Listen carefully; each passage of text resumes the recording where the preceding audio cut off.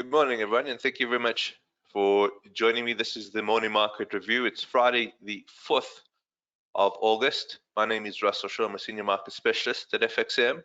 My email address rshore@fxcm.com. If you'd like to correspond with me, go ahead and send an email to that address.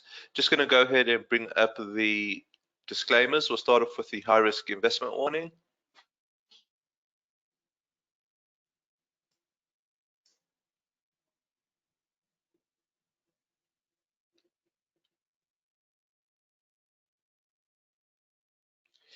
Right, and let's go ahead and bring up market commentaries disclaimer.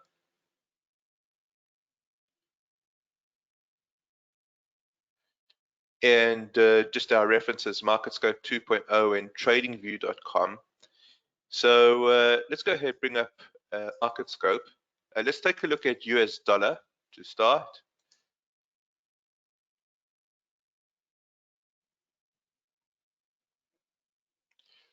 All right, and what we can see is that the US dollar is moving in that northeasterly direction. We've got the shorter 5-day exponential moving average on top of the orange 10-day exponential moving average. Is good angle and separation between the two exponential moving averages, and the RSI is comfortably above 50. Okay, it's comfortably above 50. So there certainly does seem to be an upwards momentum in the dollar. Right. Let's just explore what's pulling the dollar at the moment. What's pulling the dollar at the moment? And I think that to do that, we have to go to TradingView. And on TradingView, the first chart we'll look at is the short-term yields. So this is the 2-year. It doesn't look as if the 2-year is having any effect. Let's just put the US dollar underneath it. It's hitting plus US dollar. I'll put that on a new pane.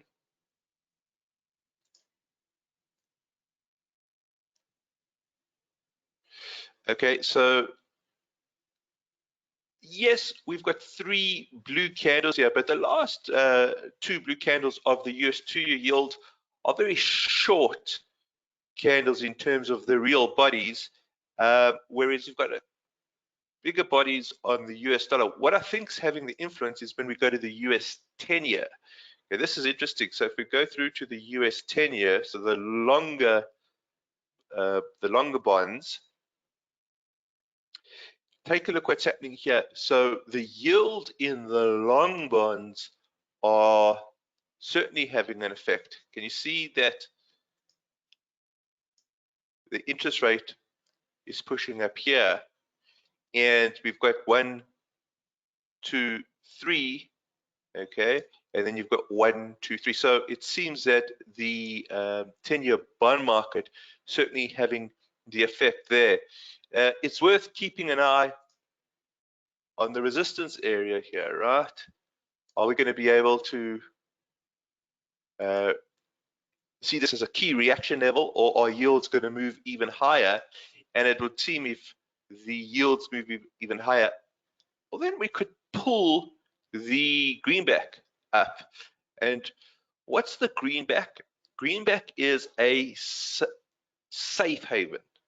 And if the greenback is getting pulled up by yields and money is going into the US dollar or dollar denominated accounts, it's moving money from the risk assets and it's pushing into the safe havens. So I think what we've got to do is keep an eye on the longer term bonds here, see if this route in the bond market, because effectively what's happening, bonds are getting sold off, long bonds are getting sold off, yields are inverse to the price of bonds. As the price of those 10 years come down, the yields of those 10 years are moving up. So that's what's going on. And as the yields are moving up, well, it's making dollar denominated accounts more more lucrative, so to speak, and it seems to be attracting the dollar. And if we go back to market scope, okay, that's what we can see seems to be happening in this in our layout, in our template, with the 5 EMA showing that angle and separation over the 10 EMA. Now that's on the daily chart. Let's just go through to the weekly chart here, which we saw yesterday, and it does look as if it's they're trying to golden cross here. They're trying to golden cross here. Now, where the ambiguity comes in, we mentioned yesterday, is when we look at peak and trough analysis. Peak and trough analysis, slightly different interpretation there. And the interpretation is, well, are we getting this lower peak in? Are we getting this lower peak in? Okay, and I want to show you another chart which would perhaps suggest that we're getting this lower peak in. And again, give me any of your thoughts here. We didn't look at this yesterday. It's time to look at it now. Hey, Kim, good morning to you. Welcome. Nice to have you on the webinar. Thanks for signing in. All right, guys, take a look at, let me just take the price panel out. We don't need that. Let's take a look at our template, okay? What we're going to do now, we haven't looked at Euro US dollar using our template. I think it's fascinating. Let's just bring that up. Let's go through to Euro US dollar. Okay, and let's go through to the month. All right. Now remember, we're doing top-down analysis. Effectively, I want to stress that the primary trend reflects general fundamentals. It will move as the fundamentals move, but it is the primary pull and push of trend direction. So I think the primary trend analysis is a super filter for us to take a look at. When we're looking at the monthly chart, that's a proxy for primary trend. And what do we have here when we're looking at Euro US dollar monthly? We've got the 5-month, that's the green EMA, the green 5-month, on top of the orange 10-month EMA, and there is some angle, there is some separation there.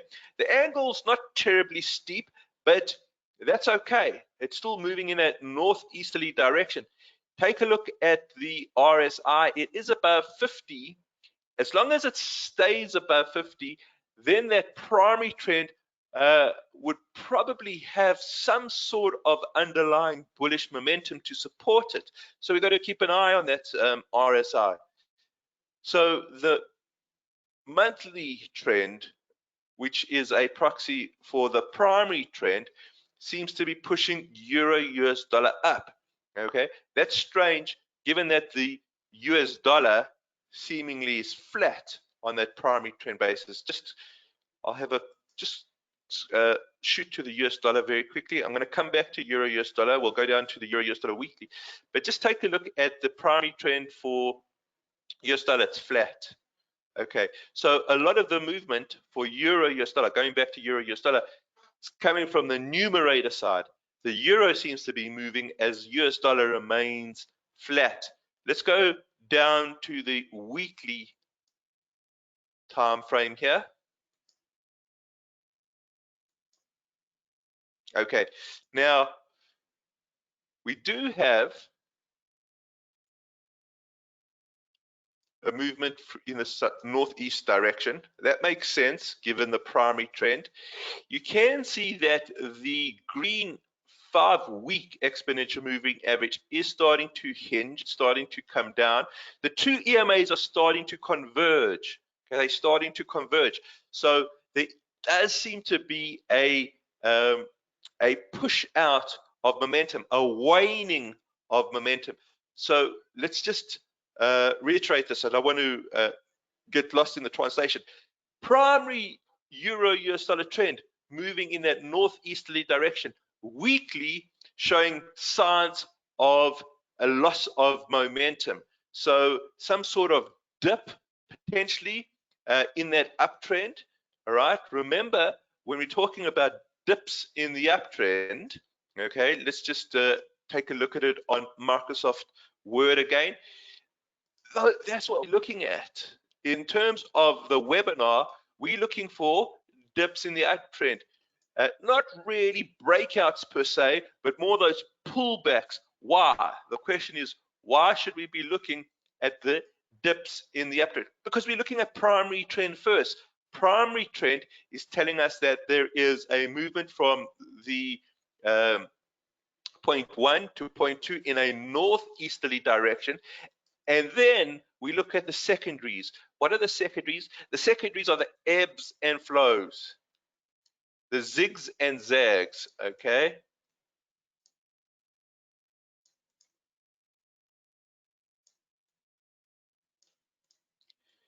The zigs. Now, why are we looking at the zigs and zags? We know the primary trend is the primary mover of an instrument. Why? Because it's reflective of the underlying fundamentals. Okay, so if we get these pullbacks in an uptrend, we've got to be looking at those to see if they are potentially exploitable. Well, it looks as if Euro US dollar is giving us one of those corrective moves. The question we've got to ask ourselves now, is it going to be something that is exploitable? We don't know because we don't want to make predictions, but we want to have some tools to suggest that there is some sort of pullback taking place here. Well, let's carry on with the analysis then. Okay, so we've got the pullback on the weekly. We can see those EMAs converging, right? Let's go down to the daily chart. All right. Now, the daily chart, the lower the time frame, the more useful it would be for timing purposes. So we can go down from daily, we could go down to 4 hourly, from 4 hourly to hourly. It helps with the timing, but it also increases the chances of whipsaw signals. Okay, that's the give and take in technical analysis. You either go for a longer lag, which will give you a better signal, or you go for a short-term setting on some sort of indicator, and that opens you up for whipsaws. Okay. Now, take a look here. Here is, let's put the labels in here. Here is the 1. Here is the 2. Here is the 3. Okay. 1, 2, impulse move. 2, 3, corrective move. Let's just go back to Microsoft Word. I'm just going to put the labels in here. This is what we're looking at. 1, make it black. 1, what's going on here? Let me try that again. There we go. 1, 2, 2, 3. Impulse into correction. Once the correction finishes, we get 1, 2, 2, 3. 2, 3, the correction. Once 2, 3 completes, we get the next 1, 2. Okay, there's the impulse. That's what we're interested in. Once the impulse finishes, it goes into the 2, 3. Okay, 1, 2. And I think you guys get the idea here is that we're looking at the 2 3s as corrections. Go back to the Euro US dollar chart. 1, 2, 2, 3, and we can label it. If I label it from before, here would be the 1, 2. So we're looking at the previous peaks and troughs. 2, 3. Once that 2, 3 completed, okay, then it became 1, 2, 2, 3. Now what we're looking for is we're looking for the next 1, 2.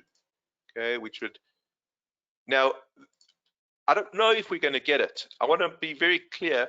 I can't make that sort of prediction. I have absolutely no idea whether we get a 1, 2. That's what we're looking at our indicators for. Okay. How did the previous 2, 3 evolve into the 1, 2? Well, we had a bullish cross. in the EMA. So we used it as a signaling service, not as a predictor, as a signaling device. Okay, what happened with RSI?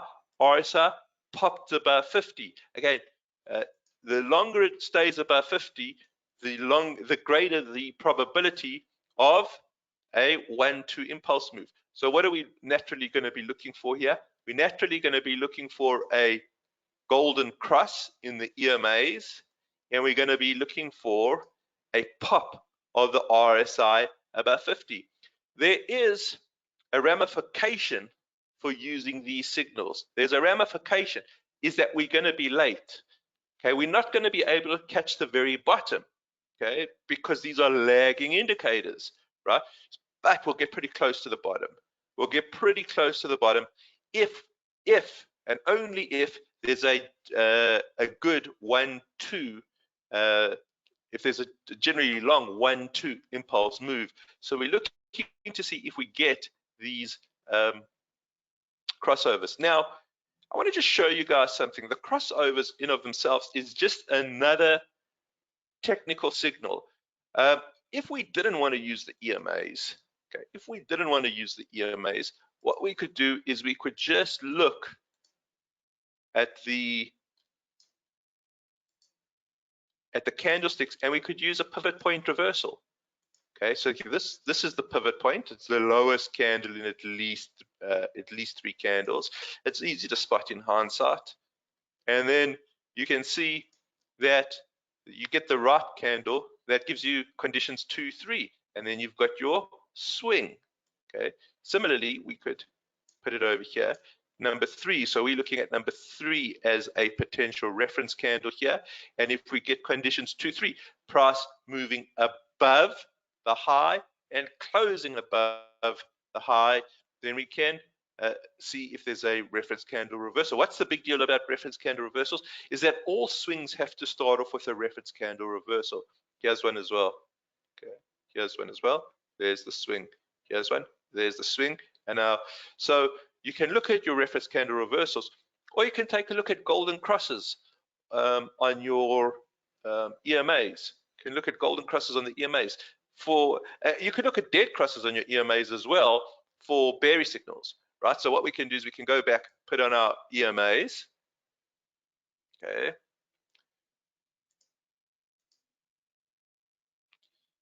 make it 5, green, make it slightly wider. Let's just add in the 10. Okay, I want to just show you a few other nuances here in terms of technical analysis. Let's just make this orange, which just adds the technical evidence. Okay, so what do we have here? We have a Fibonacci pullback. The pullback's actually to the 76.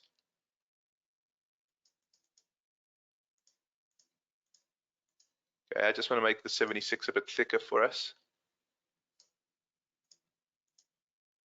Let's add that. All right, so you can see we've got quite a deep pullback here. It's gone through to that 76.4% Fibonacci. So nice deep pullback. Okay, the deeper the pullback, the closer we get to the nadir of the depth of the pullback. And then of course we've got resistance turn support. So we've got a confluence of support over here. What is the confluence? The 76.4% and price support, and we want to just see if we get the golden cross. What is the one factor that we have to be aware of? Well, we mentioned it right in the beginning. What's going to happen with the US 10-year yield?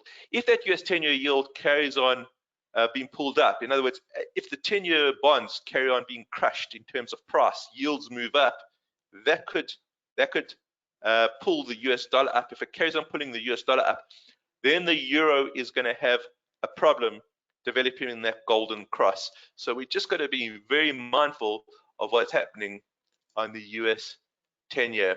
Okay, so let's just keep an eye out for that. All right, that's as far as we'll go this morning. If there's any questions, please go ahead and type those in. Okay, Quibus just asking for the NFP link. I'm just pasting that in. Okay, everybody should get the link for the non-farm payroll. You'll also get an email. Okay, our email marketing service will send out an email with the link. Okay. All right. Did you get that, Quibus?